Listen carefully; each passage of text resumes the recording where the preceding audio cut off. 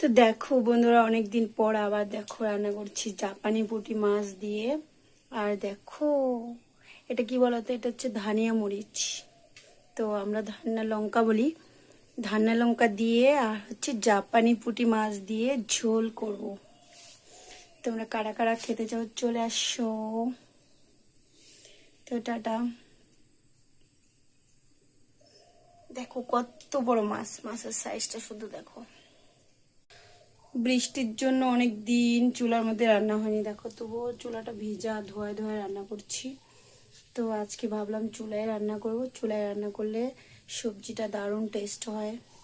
তো দেখো এখানে শিলপাটা নিয়ে নিয়েছি মশলা করার জন্য, আদা রসুন পেঁয়াজ, তারপরে গোটা জিরা ধনিয়া নিয়ে নেব।